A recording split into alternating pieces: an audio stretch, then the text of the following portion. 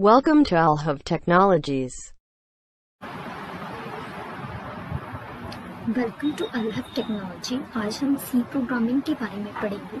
सी programming जो हमारी होती है वो बेस लैंग्वेज होती है प्रोग्रामिंग की। जब भी हम कोई प्रोग्रामिंग लैंग्वेज सीखते हैं, अगर हमने सी प्रोग्रामिंग को पढ़ा है तो वो हमें ईजिली समझ आ जाता है, क्योंकि सी प्रोग्रामिंग में हर कंसेप्ट होता है प्रोग्रामिंग लैंग्वेज का, जिसको हम यूज़ करके अगर हमको ये कंसेप्ट समझ आ जाता है तो हम किसी भी लैंग्वेज को ईजिली सीख सकते हैं। प्रोग्रामिंग लैंग्वेज में जो बेस लैंग्वेज मदर लैंग्वेज माना जाता है वो सी लैंग्वेज को माना जाता है। इंट्रोडक्शन ऑफ सी लैंग्वेज में आज हम सी लैंग्वेज क्या है वो पढ़ेंगे, हिस्ट्री ऑफ सी लैंग्वेज, उसके क्या फीचर है सी लैंग्वेज के, उसको इंस्टॉल कैसे किया जाता है, उसका एक प्रोग्राम का स्ट्रक्चर देखेंगे, फिर उसका एक कंपाइलेशन प्रोसेस देखेंगे। इंट्रोडक्शन ऑफ सी में हम मेनली स्टार्टिंग जो पॉइंट होता है प्रोग्रामिंग का वो देखेंगे और कैसे हम इसको यूज़ करते हैं वो देखेंगे। इनको हम मिड लेवल लैंग्वेज भी कहते हैं, क्योंकि इसमें लो लेवल के भी फीचर हैं और हाई लेवल के भी फीचर हैं। लो लेवल की मीन्स ये जो मशीन डिपेंडेंट है, और हाई लेवल भी है, क्योंकि इसको हम जो सिंटेक्स होते हैं उनको समझ भी सकते हैं, पर ये एक मशीन लैंग्वेज भी है जिसको हम मीन्स हार्डवेयर से इंटरेक्ट करने के लिए यूज़ करते हैं। लो लेवल लैंग्वेज वो लैंग्वेज होती है जिसको जो मशीन डिपेंडेंट होती है but not easy to understand होती है। हाई लेवल लैंग्वेज हम उस लैंग्वेज को कहते हैं जो स्पेसिफाई होती है मीन्स वन मशीन के लिए, नॉट स्पेसिफाई वन मशीन, वो मशीन इंडिपेंडेंट होती है और इजी टू अंडरस्टैंड होती है। सी प्रोग्रामिंग को 1972 में डेनिस रिची ने डेवलप किया था। He is the founder of C programming language. इसमें इसको डेवलप किया गया था क्योंकि प्रीवियस लैंग्वेज जो थी बी और BCPL, इसमें थोड़े से प्रॉब्लम थे जिसको ओवरकम करने के लिए डेनिस रिची ने सी प्रोग्रामिंग को डेवलप किया था।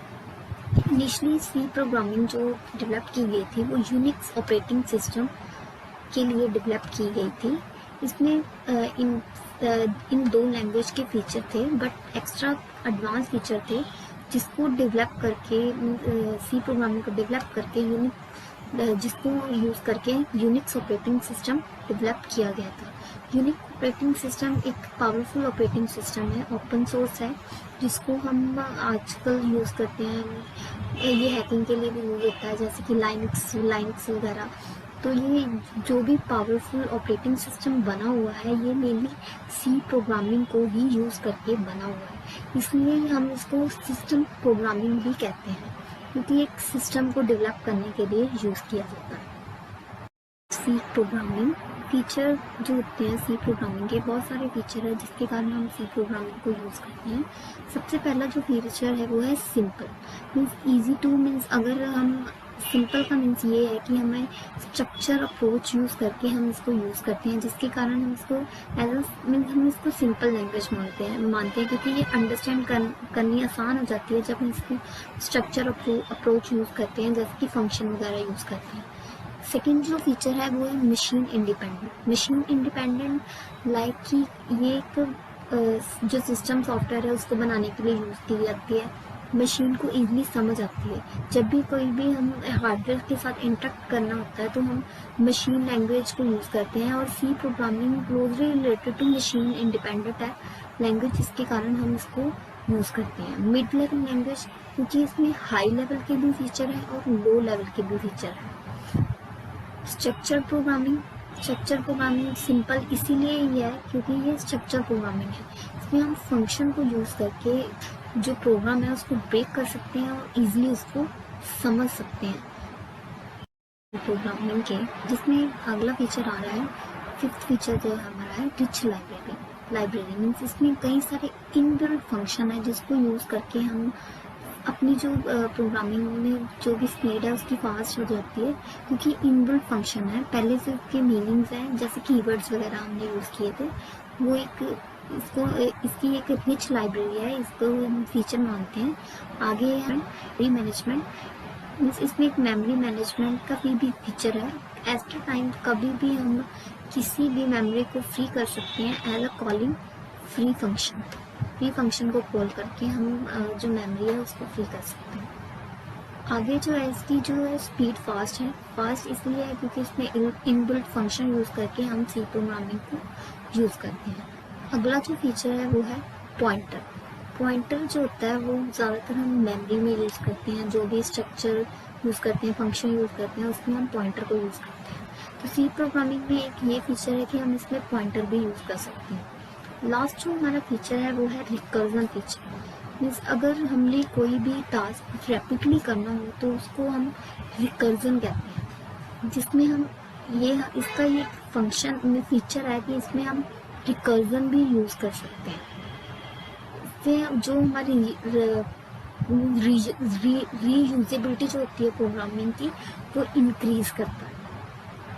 करने के लिए सबसे पहले जो हम एक टर्बो C++ प्लेटफॉर्म है उसको डाउनलोड करेंगे और वो हमें मैनी साइट्स में इंटरनेट में मिल जाएगा। वो एक जिप फाइल मिलेगी। जब हम उस जिप फाइल को एक्सट्रैक्ट करेंगे तो एक exe फाइल बन जाएगी। उसको जब हम डबल क्लिक करेंगे तो हमारा जो ये वाली स्क्रीन है वो खुल जाएगी और वो अपने आप ही इंस्टॉल हो जाएगा। लास्ट में जब वो प्रॉपरली जब कंप्लीट सक्सेसफुली इंस्टॉल हो जाएगा उसके बाद हमें सर्च करने के बाद, टर्बो सर्च करने के बाद ये स्क्रीन खुलेगी। ये एक प्लेटफॉर्म है, टर्बो एक फेमस प्लेटफॉर्म है सी प्रोग्रामिंग के लिए यूज़ करने के लिए, जिसमें हम कोड को रन करेंगे और इजीली हमें आउटपुट मिल जाएगी।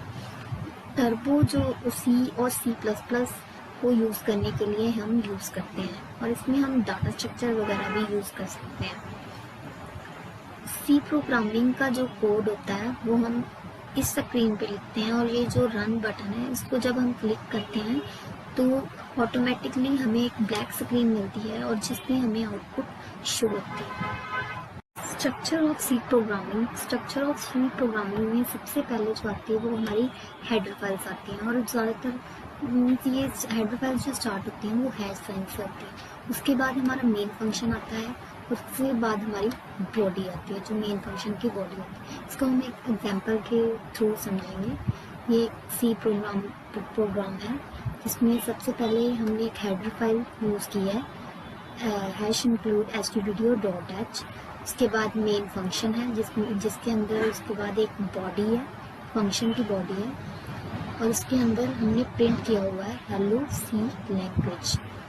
जब हम इसको रन करेंगे getch जो होता है वो स्क्रीन को रोकने के लिए यूज़ किया जाता है। जब हम getch यूज़ करते हैं, ये एक स्मॉल g से स्टार्ट होता है, तो ये आउटपुट जब हमारी शो होगी ब्लैक स्क्रीन में हेलो सी लैंग्वेज, तो ये रुक जाएगा और वेट करेगा कि कोई की एंटर करे, फिर ये हमारी जो रनिंग जहाँ पे हमने प्रोग्राम लिखा है तब वहाँ पे लेके जाते हैं। अगर हम यहाँ पे getch नहीं लगाएंगे तो ये और जो स्क्रीन है वो जल्दी जल्दी आउटपुट दिखा के बंद हो जाएगी और हमें पता भी नहीं लगेगा, वो कुछ ही सेकंड के लिए होगी और वो मीन्स बंद हो जाएगी, जिसके कारण हम getch फंक्शन को यूज़ करते हैं। Relation process of C programming. C programming का जब भी हम प्रोग्राम बनाते हैं सबसे पहले आता है जो प्री प्रोसेसर हेडर फाइल्स होती हैं वो आती हैं। वो कोड को जब हम इसको रन कंपाइल करते हैं तो वो प्री प्रोसेसर जो होता है वो एक्सपैंड हो जाता है। उसके बाद कंपाइलर के पास जाता है। कंपाइलर जो होता है वो उसको असेंबली कोड में कन्वर्ट कर देता है। असेंबली लैंग्वेज वो लैंग्वेज होती है जो कंप्यूटर को समझ आती है। ये एज अ मीन्स हमारा जो कोड है वो सारा असेंबली लैंग्वेज में चेंज कर देता है। अब जो असेंबली कोड है जो वो असेंबलर के पास जाएगा और उसके बाद असेंबलर जो होगा उसको ऑब्जेक्ट कोड में चेंज कर देगा।